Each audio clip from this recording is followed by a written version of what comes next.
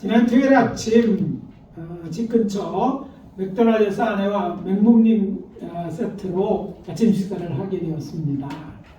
그래서 이제 시간이 많지 않았기 때문에 바로 근처 버스 정류장에서 제일 먼저 버스를 탔는데 그게 705번 버스였어요. 그래서 여기까지 오지 않으니까 정림동 백목령 아파트 앞에서 내려서 이제 이제 갑천을 지나서 교회로 출근을 했습니다.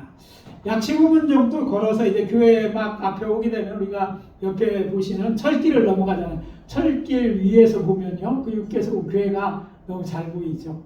지붕도 새롭게 됐고 그걸 보고 이제 걸어서 큰 길에 나오니까 벌써 가라도 지난주에는 그렇지 않았는데 이번 주는 노랗게 변했더라고요.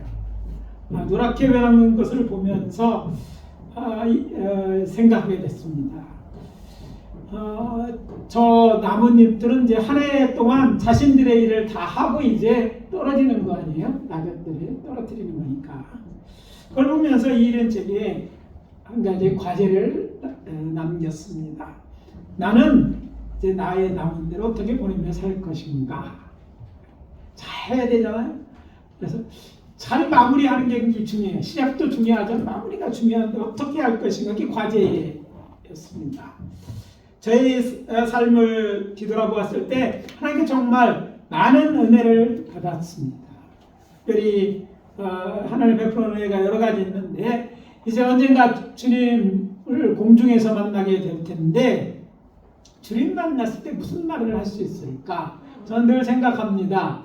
그래서 이제 만날 날을 생각할 때마다 딴 건 몰라도 하나님 열심히 하다 왔습니다 라는 말을 할 수 있을 것이라고 저는 생각하고 있고 그래서 뭐든지 열심히 하려고 합니다. 그런데 그 말이 전부는 아니잖아요. 열심히 하는 것도 중요하지만 하나님이 맡기신 일들을 얼마나 잘하느냐도 중요해요. 열심히 잘해야 되는데 그래서 이것저것 살펴보다가 아쉬운 부분을 발견했는데 그것은 다른 사람들에게 복음을 많이 전하지 못한 것이 좀 아쉬웠어요.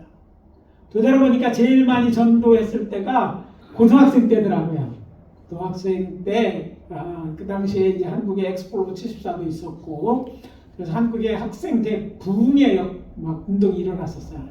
그래서 이때에 저도 은혜를 받고 나가서 복음을 전했어요.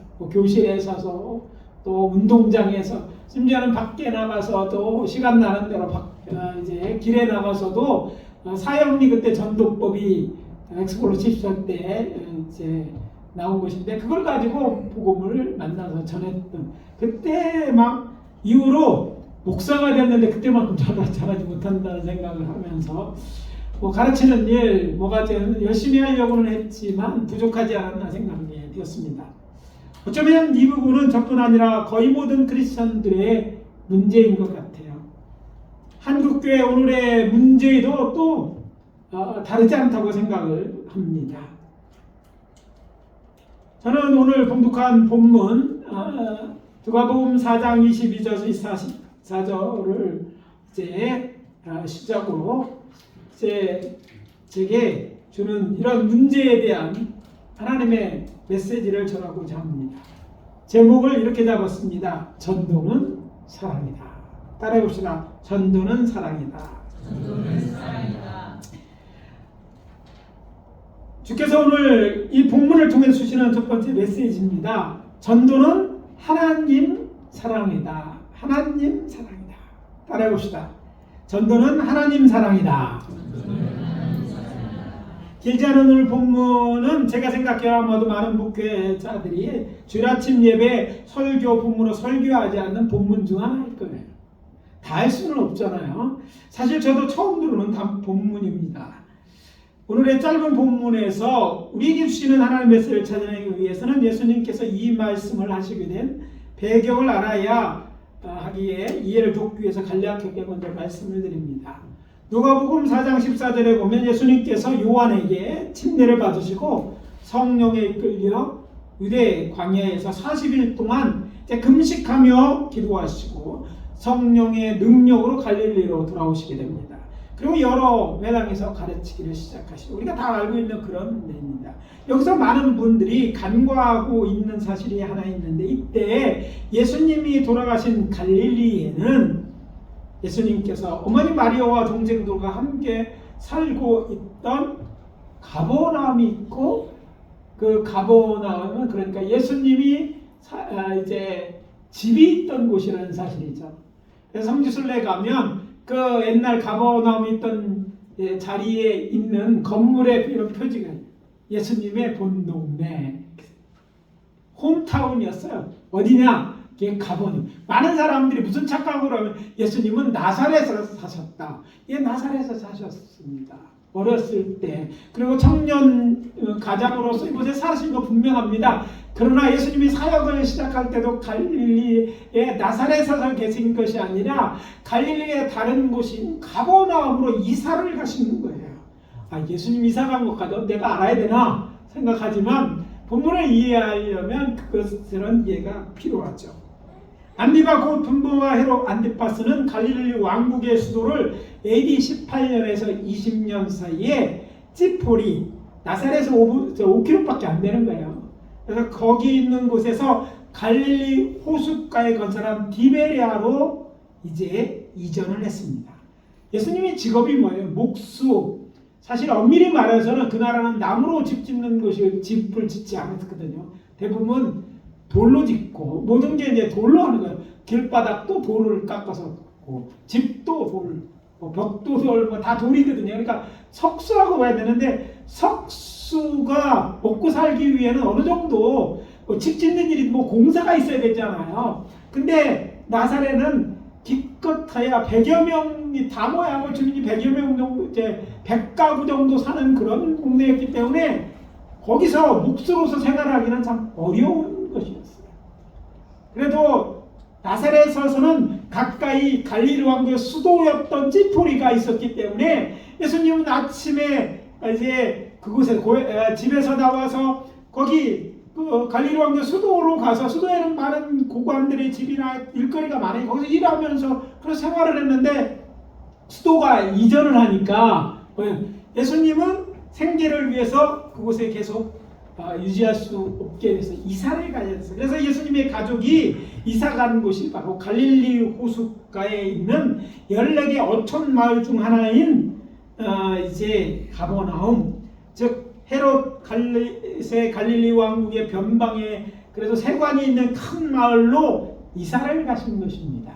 그래서 예수님이 공생애를 시작할 때 갈릴리에서 예수님이 이제 침례요한을 받으러 갔을 때는 어디 살다가 가버나움에 사시고 계시면서 혼자 이제 바로 침례요한이 침례 주는데 요단강에 내려가셨다는 거야. 누가의 기록을 보면 집으로 이제 예수님이 이제 갈릴리로 돌아왔다는 것은 가버나움의 집에 오셔서부터 이제 자신의 예언된 하나님의 말씀을 성취되었다고 이제 가르치시고 또 병든 자를 고치시면서 공생애를 시작하신 것입니다.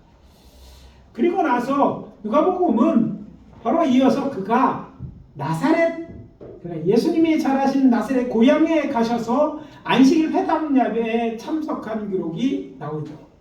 사실 회당 예배에서는 하잔이라고 불리는 직원이 성도 중에서 젊은 성도 중에 한 사람에게 하나님의 말씀을 펴서 읽을 거라 합니다. 우리처럼 이게 책을 펴서 읽는 게 아니라 두루마리 성경인데 선지서 두루마리 중에를 주고 그걸 펴서 일정 부분을 읽어야 돼요. 근데 예수님께서 이제 그 하잔이라는 직으로부터 두루마리서를 이사야서 두루마리를 받고 어디를 펴서 읽으셨냐면 이사야서의 중에서 우리가 잘 아는 61장 1절 2절에 속해 있는 그 본문을 읽으신 거예요. 주의 성령이 내게 임하셨으니 이는 가난한 자에게 복음을 전하게 하시려고 내게 기름을 부으시고 나를 보내사 자유로운 포로된 자들에게 자유를 눈먼 자에게 다시 보게 함을 전파하며 눌린 자에게 자유를 주시고 주의 은혜를 전파하게 하려 하십니다. 이런 내용이 딱 있는 거예요. 그거를 딱 읽고 나서 그것을 이제 말아서 자기를 준 하잔에게 주고서 이렇게 선포하십니다. 이 글이 오늘 너희 귀에 응하였느니라. 무슨 말입니까? 이사야에서 과거에 예언되는 이 말이 이제 성취되었다. 주전 8세기 예언이 약 700년 전의 예언이 지금 성취됐다고 선포하는 거였어요. 그 내용이 뭡니까? 메시아가 올 거를 이야기했는데, 구원자가 올 거를 얘기했는데 그 예언이 지금 성취되었다고 말씀하시는 거예요.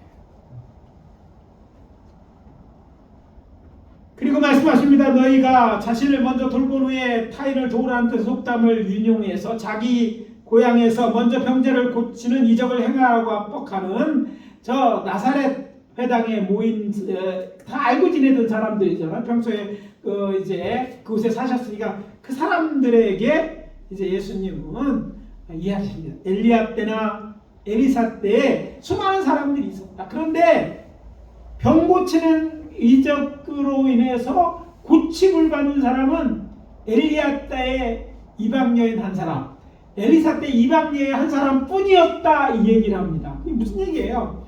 자, 예수님에 대한 소문이 이미 가버나움에서 났어요. 어떤 사람, 예수라는 사람이 있는데 나사렛 출신 사람이야. 근데 그가 수많은 병자를 고치는데 이 소문이 갈릴리에 쫙 퍼져 있었어요. 회당에서 그 말씀이 놀랍게 은혜스럽고 또 그가 병든 자를 고친다는 소문을 듣고 이제 그 주인공인 예수가 나사렛에서 오게 되었을 때 사람들은 기대하죠. 야, 고향에 왔으니까 다 아는 사람 아니에요? 얼마나 많은 사람을 고칠까? 그래, 병든 자들이 다 우리를 고쳐줄 거라는 그런 기대를 아는 사람 아닙니까? 어렸을 때 아는데 그 중에 어떤 동무였고 어렸을 때 아는 어르신들이고 아는 동생들이었을 거예요. 그래서 그런 기대에 잔뜩한 그런 눈을 가지고 그에게 이런 속담을 가지고 압박하는 그들에게 예수님은 누구나 고침을 받는 것이 아니라 뭐예요? 하나님에게 은혜를 입은 바니 고침받는다, 이 얘기를 하는 거예요. 다 고쳐줄 거라고 기대했던 사람을 드렸던 그들이 어떻게 됩니까? 실망하게 됩니다. 그래서 그들이 어떤 일을 벌였는지 성경에 기록되어 있습니다. 그들에게는 이 얘기를 듣고 화가 나서 예수님을 동네 밖으로 내쫓아 버립니다. 그렇게 가버나움에서 집으로 돌아온 예수님께서는 안식일이 되자 이제 회당에 가서 하나님 말씀을 가르치시고 이제 가버나움 회당에서, 그리고 회당에 있는 귀신 들린 사람을 고쳐주시고 회당에 나와서 또 바로 시몬의 집에 들어가게 되죠. 근데 시몬의 장로가 이제 중한 열병을 안고 있었는데 그도 고쳐주십니다. 자, 무슨 소문이 돌았습니까? 안식일인데도 유대인들은 안식일에 아무 일도 하지 않아야 되는데 예수님은 병자를 고치시는 거예요. 그러니까 아픈 사람이 그때나 지금이나 굉장히 많죠.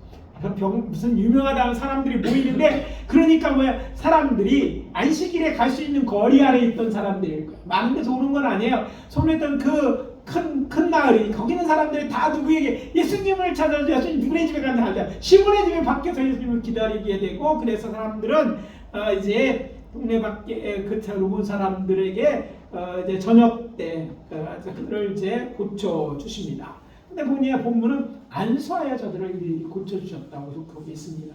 그리고 다음날 새날이 밝았을 때 예수님은 한적한 곳을 찾아 나가셨고, 그때 자신을 찾는 무리들이 자신에게서 떠나지 못하게 만류하는데 하신 말씀이 오늘 본문인 거예요.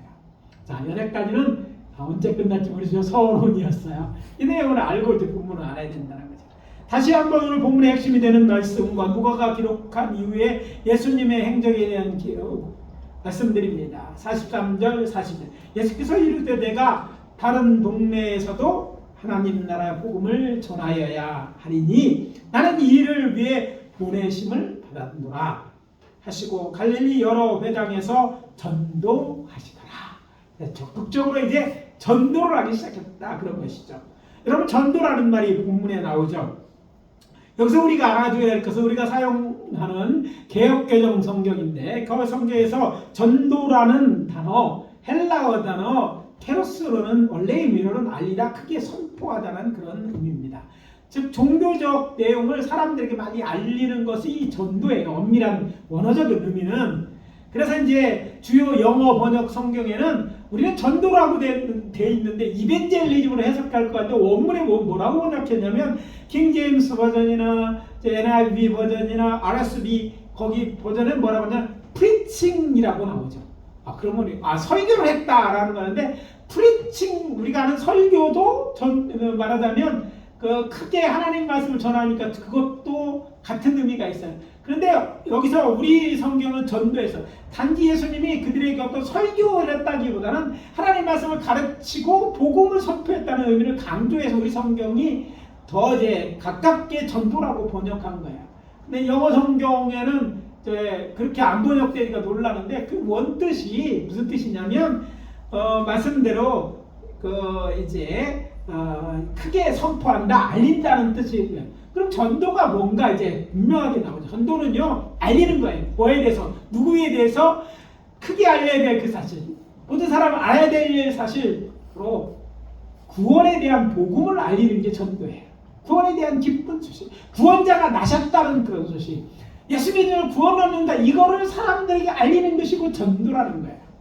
전도가 그 강의처럼 들려지지만 그런 의미예요. 그런데 예수님께서 내용을 들으면 전도를 하셨는데 지금 어디서 사시던 집인 가버나움에서 그걸 하신 거예요. 고향에 갔다 오셨어요. 그리고 가버나움 다시 하시다가 이제 그 다음 날서부터 새벽에 일어나서 병자로 고치고 난 다음에 이제 뭐 병든 사람도 어디가 뭐 다 고쳤으니까 그리고 없으니까 그걸로 끝나지 아니하고 이제 어디를 갑니까? 거기에 가버나움에 있는 사람들에게는 회당에서 말씀도 가르치셨고 병자로 이제는 다른 곳으로 가야 되는데 다른 동네에 가서 이제 복음을 전해야겠다. 이런 말씀 내용이 오늘 본문에 나오는 것이죠.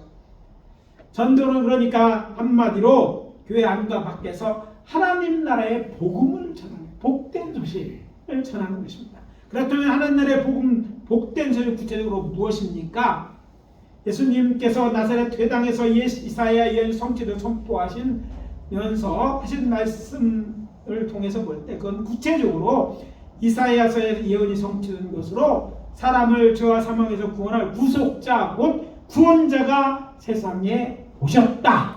이 소식을 전하는 것이 전도인 거예요. 여러분 다른 사람들을 교회에 앉히는 것을 전도라고 생각하셨다면 생각을 바꾸셔야 돼요. 사람들에게 전도는 교회에 앉히는 것, 뭐 그 사람들이 전해서 앉히는 것까지 다 포함하면 좋겠지만 제일 근본적으로 보면 사람들에게 예수가 누군지, 예수가 우리의 구원자다 라고 전하는 게 전도예요. 자, 전도에 대한 오해 중 하나는 사람들을 교회에 앉히는 게 전도라고 하니까 어려운 거야. 사람들이 잘 따라오지도 않고 또 좋은 일을 한다고 해서 금방 예수 믿는 거 따라오는 거 아니잖아요. 참 어려운 일입니다.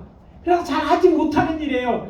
해보서 많은 사람이 실패해요. 왜? 그런 개념을 볼 때 전도가 참 안 되는 거예요. 그러나 전도는 그것이 아니니까 생각해보면 전도는 여러분도 하실 수 있고 부담 없이 하셔도 되는 일이에요. 교회를 안 치는 게 전도가 아니라 뭐예요? 하나님에 대해서 예수 구원에 대해서 전하는 게 전도니까. 쉽게 말해서 우리가 이제 성탄절 때 요즘 막 없어져 그래 다니면서 기쁘다고 오셨다고 말하잖아요. 이거 외치는 게 전도예요. 굳이 오셨다 세상에 알리는 거예요. 예수가 구원의 길입니다. 이거 얘기할 수 있잖아요. 어려운 말도 아니에요. 사실 그걸 전하는 게 전도예요. 그러면 아마 어떤 분은 이제 나 전도해야 될 것 같다 생각이 들어요. 그거를 모르는 사람에게 뭐 받아들이지 않은 사람에게 계속 이야기하는 게 돼요. 내가 만난 예수, 내가 만난 발견한 깨달은 것들을 자꾸 통해서 그 복음을 전하는 게 전도인 것이죠. 이사야가 말한 구원자의 오심에 대해서 우리 놓치지 말아야 될 것이 있는데 그것은 이것입니다. 죄에서 떠난 자들을 구원하실 구원자가 오셨다는 것. 왜 구원자가 필요한 얘기를 세상에다 해야 되잖아요. 세상에 구원자가 기쁘다. 구주가 뭔데? 구원자가 뭔데 왜 내가 기원이 필요해? 그걸 모르니까 우리가 전도할 때 이걸 잘 설명해. 우리는 다 죽어야 되는 거야. 왜 죽는가? 사람은 다 죽는지 알고 있는데 원인은 사람들은 잘 몰라요. 병으로 죽는다고 생각하지만 사람들이 죽는 근본적인 이유는 진리의 말 성경은 이렇게 말해요. 죄 때문에 사람은 죽는 것이다. 이렇게. 하나님은 죽을 인간을 만든 게 아니라 영원히 살 수 있도록 인간을 만드셨는데 그 영원히 살도록 만든 인간이 죽게 된 이유는 다른 게 아니라 죄를 지었기 때문이에요. 죄의 싹슨 사망이다. 죄 지은 자가 지어야 될 값은 죄 때문에 죽어야 한다는 것이거든요. 그래서 이 사실을 죄 때문에 죽어야 하는데 우리 세상의 부모와 나의 죄 때문에 우리는 죽을 수밖에 없어. 그래서 죽는 거야. 그런데 영원히 죽지 않고 살 길이 있는데 예수 믿으면 구원자를 만나는 거예요. 이게 복음이죠. 그거를 얘기해. 누가 구원자이다. 누가 나의 죄 때문에 죽는데 죄의 문제를 해결할 자가 누구니 이야기하는 것이 이게 전도인 것이죠. 그건 세상 사람이 그냥 깨달아 알 수 있는 것이 아닙니다. 진리를 들어 알고 있는 우리가 가르쳐 주어야 알 수 있는 일이기 때문입니다. 여호와의 말씀이니라 구속자가 시온에 임하여 야곱의 자손 가운데 죄과를 떠나는 자에게 임하리라. 이사야서 59장 20절에 그리고 이어지는 말씀입니다. 이사야 10장 1절입니다. 그러니까 그 말씀이 있어서 죄 가운데서 죄과를 떠나는 자에게 뜨는데 죄에서 떠나게 하려면 구원자가 와야 된다는 얘기를 지금 이사야서를 읽고 선포했다는 거예요. 진정의 하나님의 나라의 백성이 되고 구원받기 위해서는요 회개가 선행돼야 되는 거예요. 그렇기 때문에 예수님이 이렇게 선포하셨습니다. 회개하라 천국이 가까이 왔느니라. 구원자는 자신의 죄를 인정하고 죄과를 떠나는 자에게 구원을 베푸십니다. 우리가 복음을 전할 때 자주 사용하는 구원을 얻기 위한 전제 조건을 전제적으로 제시되는 말씀이 예수를 믿음으로 구원을 받는다는 말입니다. 이 말은 틀림이 없습니다. 예수 그리스도를 구원자로 믿는다는 말이고 이 말이 예수님은 나의 주 나의 하나님 즉 나의 주로 믿는 자만이 하나님의 나라의 백성이 되고 온전한 구원을 이제 얻을 수 있다는 그런 의미이네요. 그런데 여기서 반드시 확인하고 넘어가야 될 것이 있습니다. 세상 곧 사람들이 구원을 받기 위해서는 죄의 문제가 해결되었고 그래서 이 문제를 해결해 예수 그리스도 이 세계에 오시고 죄사함을 얻는 길을 이제 만드셨는데 그 방법으로 예수님이 우리가 져야 될 그 죄를 대신 지고 십자가에 돌아가시는 거예요. 그래서 대신 죄값을 치르는 방법으로 죄 문제를 해결할 방법을 이야기했어요. 그런데 그 예수님이 우리 대신 죽었다는 사실을 인정하는 거예요. 그러기 위해서 필요한 게 뭐냐면 내가 먼저 죄인이라는 사실을 인정해야 되는 거예요. 그래서 전도할 때 진짜 예수를 영접할 제일 어려운 점은 그 자신이 죄인이라는 인정하고 또 그 죄에서 때문에 죽는 것이고 영원히 죽지 않으려면 죄를 회개하고 죄에 대한 죄를 예수님이 회개하고 예수를 나의 주 나의 하나님으로 나의 구속자로 또 나를 구원으로 나의 왕으로 받아들이는 자 이렇게 믿는 자가 구원을 얻는 거야. 예수님 나 예수라는 이름을 믿는다고 해서 다 구원을 얻는 게 아니에요. 놓친 게 뭐냐면 회개 문제. 내가 죄인을 깨달았다면 하나님 말씀을 얻었구나. 그러니까 내가 잘못했는데 그걸 인정해야 돼. 이게 여기서 착각하면 내가 예수를 믿어. 전도에 보면 참 예수를 믿는 교회가 안 나와. 예수를 믿는다고 하는데 난 그런 구원이 있다고 하면 이렇게 혼돈스럽죠. 예수 믿는다고 했는데 근데 전제가 빠진 거야. 정말 예수를 믿는다는 뭐냐면 예수를 구원자로 필요한 것을 인정해야 돼. 누가? 각 사람이. 그걸 인정해야 돼. 먼저 자신이 죄인이라고 인정하지 않고 예수가 구주다 왕이다 그러고 인정하는 것만으로 충분하지 않다는 거예요. 예수가 왜 필요할까? 왜 구원자가 필요할까? 내가 죄인이기 때문에 내가 하나님의 말씀을 어기게 하나님 말씀대로 살지 않은 죄인을 먼저 인정해야 돼. 그러니까 죄인으로 인정할 때 구원자인 예수가 필요하고 예수가 나의 구원자고 나 대신 예수님이 십자가에 죽으셨다는 것을 인정할 때 나는 구원받을 만한 믿음을 갖게 될 거예요. 그래서 우리가 예수 믿어야 구원을 얻는다는 말은 그냥 예수를 믿는 거 기쁘다 그저 왔다는데 이 좋은 일만 생각해서 되는 게 아니에요. 먼저 예수가 왜 와야 되는지를 그들이 깨달아 알아야 되고 스스로 자신이 죄인임을 인정하고 예수가 하나님이 준비한 구원의 길이라는 걸 인정하고 그를 마음에 영접할 때만이 비로소 그것이 성경에서는 구원받을 만한 믿음이라는 사실이죠. 하나님 나라 복음 하나님의 나라의 가장 기쁜 복된 소식이 구원자가 오셨고 하나님 아들 예수를 믿는 자는 죄사함을 얻고 하나님이 백성이 된다는 것입니다.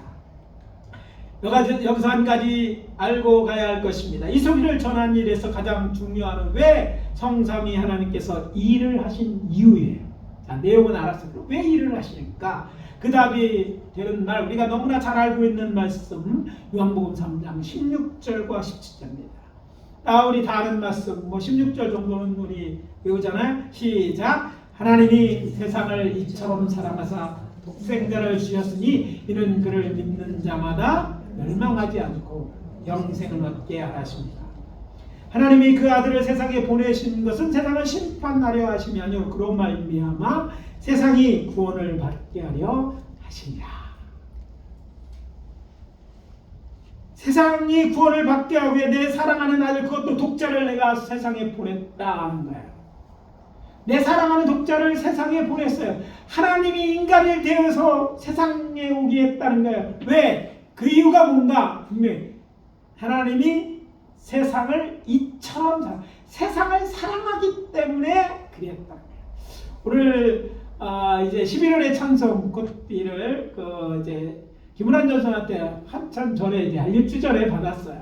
그러나 지난주 찬양 예배라 기록하지 않고 있다가 이제 제가 설교를 다 마치고 오늘 찬송을 하는데 이제 처음 들었잖아요. 지난주에 오늘 듣는데 오늘 말씀하고 너무 딱 맞는. 여러분 사랑을 표현하는 거 입술로 하나님을 찬양하는 거예요. 정말 사랑을 표현하는 거예요.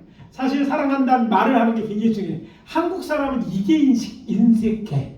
한국인 남자들요.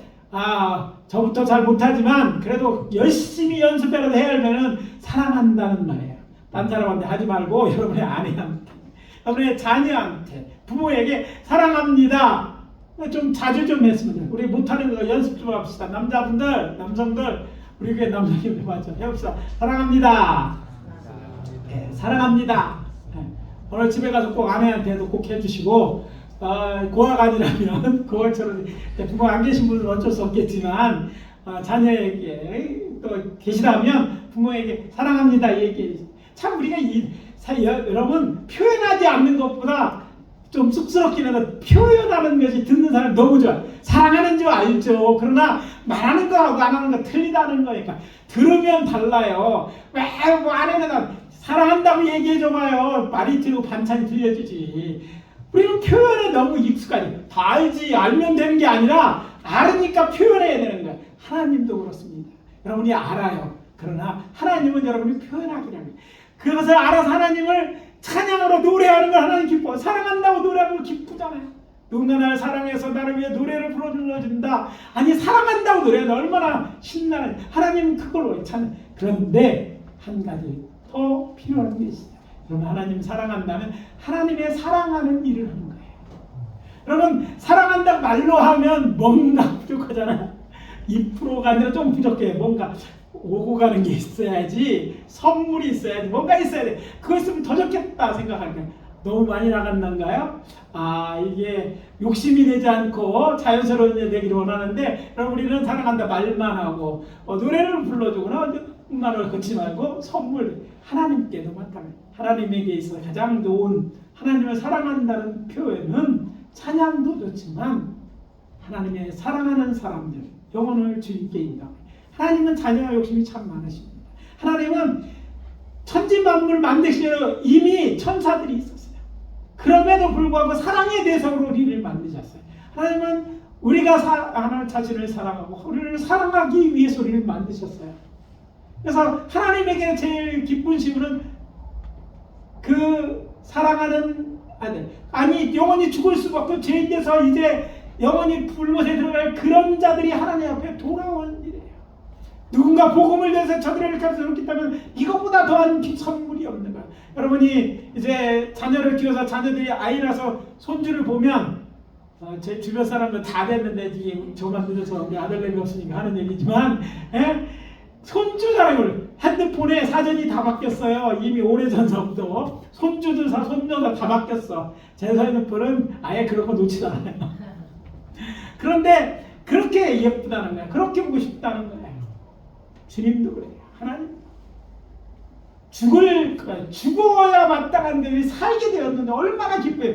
그 아들을 자를 얻는 게 하나님이 기뻐하는 일이 이 선물, 사랑한다면 이 선물을 드리는 것이 그게 전도인 거예요.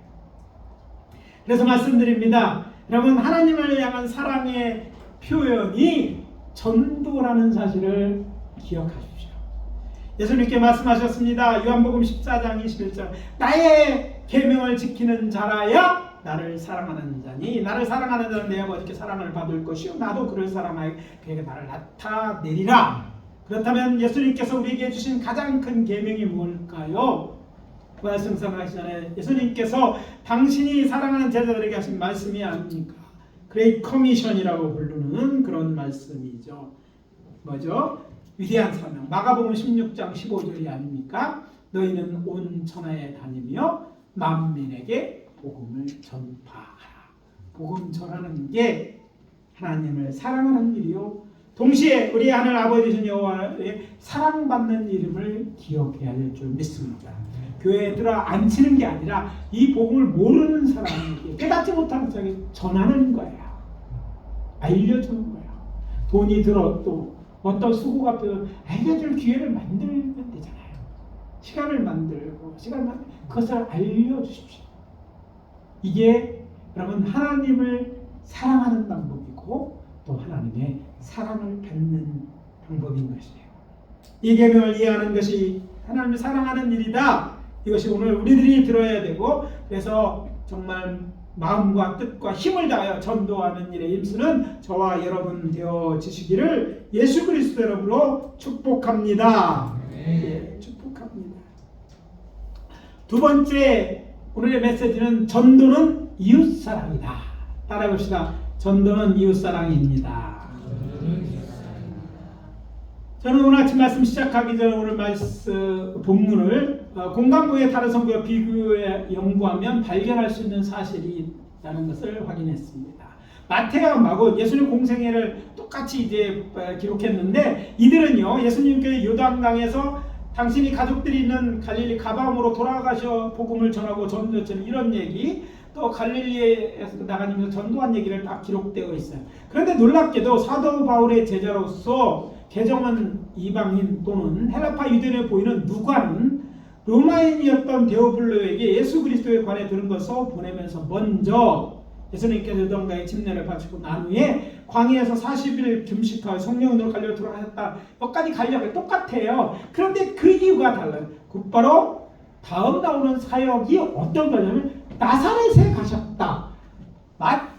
마가는 그렇게 기록하죠. 다른 얘기를 다 먼저 했는데 유독 누가만큼은 예수님의 고향 가신 이야기를 기록하고 있는 거예요.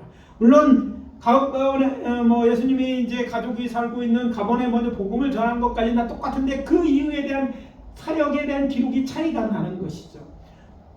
여기서 우리는 예수님께서 나사렛에서 하신 이사야서의 말씀과 예수님이 선포하신 말씀에 예수님이 누구인지 또 그의 사역이 주는 의미가 뭐냐 중요한 정보를 제공하고 있다는 것이 사실이기도 합니다. 그러나 다른 편에서 볼 때 나사렛이 예수님의 고향이라는 점에서 시사하는 바가 있다는 것을 깨닫게 되었어요. 예수님도 구원을 받았습니다. 그렇다면 예수님께서 복음을 전하는 기록이 우리에게 보여주는 것처럼 내 가족들에게 부모, 형제, 친척, 동무들에게 먼저 복음을 전하는 것이 예수님이 취하신 방법이었다라고 그 얘기를 하고 싶은 게 아닌가 저는 생각하게 됐어요. 그래서 말씀드립니다. 세상 모든 사람의 복음을 전해야 하지만 먼저 가족들의 복음을 전하려고 노력하십시오. 바울이 가르친 걸 누가가 이제 배워서 하는데 그 누가는 특별하게 개인이 아니라 구원에 있어서 가족을 강조해요. 그것을 누가복음의 특징으로 발견했다는 거죠.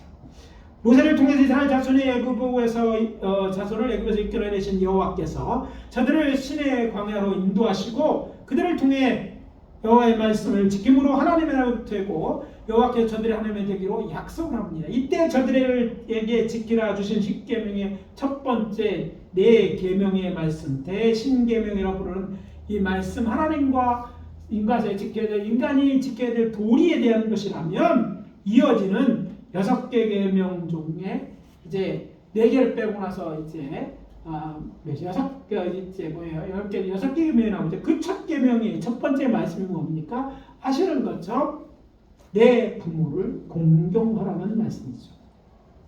이스라엘 문화 속에서 문화 속에서 보면 우리들처럼 가족 중심이고 가족을 중요하게 다룬다는 사실을 발견하게 됩니다. 물론 동양이에요. 동양. 그래서 유대인들과 우리 유사점이 많은데 여러 가지 유대점 중에서 가족 중심이라는 거기도 동양이에요. 우리는 당연히 동쪽 끝이라면 서쪽의 끝이 바로 어디예요? 이제 가나안 땅이에요. 그러니까 그 동양의 문화가 가족 중심의 문화거든요. 그런데 이 가족 중심 문화 속에서 그 가족의 의미가 굉장히 남다른데 부모, 형제, 친척 우리가 가장 사랑하는 사람들이라는 의미에서 다른 이웃과는 다르게 취급하고 있다는 거예요. 따라서 저는 복음을 전하는 일 힘들고 전하지만 못하는 똑같이 복음을 전해야 된다고 생각하지 않는 거예요. 먼저 가족에 대해 복음을 전하는 것이 중요하다는 것을 보여준다고 생각하는 것입니다. 사실 이런 것은 이제 바울의 바울의 그 행적을 이어지는 사도행전에 또 잘 나타 있어요. 우리가 잘 아는 이야기 중에 하나가 바울과 실라가 2차 전도여행 중에 이제 마케도니아의 큰 성 빌립보 얘기잖아. 유럽으로는 첫 번째 관문이라고 했어요. 그곳에서 그런 복음을 전하다 갇히게 되죠. 우리가 잘 아는 빌립보 감옥에 갇히는 사건이 이때 일어난 거예요. 그때 우리는 알고 있죠. 감옥에 갇혔는데 그들이 뭐합니까? 바울과 실라가요 기도하고 찬송하는데 무슨 일이 기적이 일어나는데 옥문이 열리는 소리, 지진이 일어나고 옥문이 열리고 창고가 다 풀어지는 일이 일어납니다. 이때 어떻게 됩니까? 이 간수가 큰일 나는 거예요. 당시의 법대로 하면 죄수가 되면 죄수가 당해야 될 형벌을 지키던 간수가 져야 되는 거예요. 그래서 저가 이제 죄수들이 다 도망간 줄 알고 자결을 하려고 할 때 뭐예요? 바울이 소리지며 우리가 다 여기 있다. 몸해하지 마. 라는 그런 얘기죠. 깜짝 놀라서 무서워 떨며 이제 나가서 그들을 데리고 나가서 묻습니다. 이게 뭔가 다르다는 걸 알죠. 이들에 대한 얘기를 이미 다 들었을 거예요. 그래서 이제 그들이 그런 바울과 실라에게 이렇게 말합니다. 내가 어떻게 해야 구원을 얻을까? 아마 그가 이제 그 간수로서 신문하던 가운데 아니 들은 이야기 가운데 그가 구원을 얻는 방법을 얘기했다는 것을 알고 있었기 때문에 그렇게 물은 거예요. 자, 자기가 죽으려고 했다가 이제 살아났던 이 놀라운 사람이잖아요. 그래서 그들에게 궁금했던 걸 묻는 거예요. 어떻게 내 구원을 얻을 수 있습니까? 그때 바울이면 뭐라고 얘기합니까? 주 예수를 믿으라. 그리하면 너와 내 집이 구원을 받으리라. 사도행전 16장 31절에 이 일로 간수와의 온 가족은 예수를 믿고 세례를 받지 않습니까? 저는 이 말씀이 특별합니다. 1981년 1월 1일서부터 3일까지 저는 저의 가족의 구원을 위해 단식하며 간절히 기도했고 그때 받은 말씀이 바로 이 말씀이었어요. 제가 이제 군대 생활을 하는데 12서부터 여러 가지 사건이 많았어요. 다른 건 전쟁이 났고 죽는 거에 대한 별 문제가 없어요. 고민. 근데 가정 구원이 제일 문제인데 부모에게를 전도하지 못하게 제일 큰 걸림돌이었어요. 그래서 뭐 해볼까 여러 가지를 많이 했죠. 근데 하다가 부딪히고 종교는 자유대가 하여튼 그때는 아버지가 갑이었으니까 그렇게 했는데 이제 막상 이제 죽음을 앞에 놓으니까 제일 걱정되는 거였어요. 그래서 참 안타까운 것은 정말 목숨 걸고 전도를 하지 못한 게 안타까웠어요. 어떻게 복음을 전할 수 있을까? 생각해는 안 해본 방법이 딱 하나 있었어요. 부모 구원을 위해서 금식하지 않았던 거예요. 그래서 결단을 합니다. 내가 이제 이 전쟁이 안 나고 12세 때 광주 사태까지 있고 나서 제가 대했으니까 많은 그 격변에 대했잖아요. 그래서 되면 부모 구원을 위해서 내가 금식 기도를 해야겠다 생각하고 이때 첫 번째 맞는 1월 1일 3일 동안 3일간 단식 금식하는 거 저거 하는데 쉽지 않아서 처음 해보는 거라 저 때까지 밥은 1세기일 때 늦게라도 꼭 저녁을 먹었거든요. 평생 못 먹을 줄 알고. 그러던 제가 이제 단식을 결정한 3일 동안 아무것도 안 먹고 짧게 기도하는 방법은 단식하는 거더라. 단식하면서 기도하겠다 생각했고 있고 이 기도하는 가운데 주께서 주신 말씀이 바로 이 말씀이에요.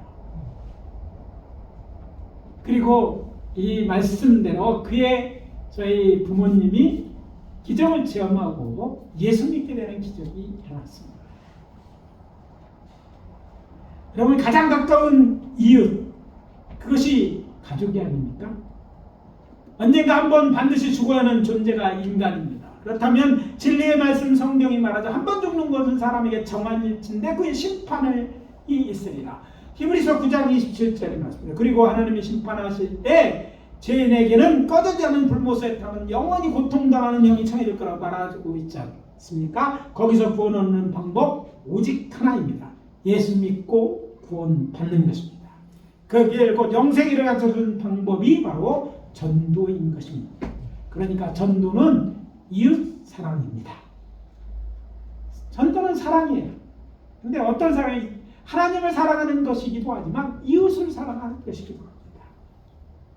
주상명세에는 사랑이 있고 없음을 어떻게 알 수 있습니까? 다시 요한복음 3장 16, 17절만 예수님이 하시는 말씀은 사랑의 관점에서 보면 잘 보입니다. 여호와 하나님이 우리를 사랑하시니까 그 사랑을 어떻게 표현하시죠? 당신의 아들을 인간의 몸에 입히셔서 세상에 보내서 죄 없이 분들을 십자가에 달아 죽이시는 것이었어요. 하나님의 사랑은 말이나 생각이나 관념에 있는 게 아니었어요.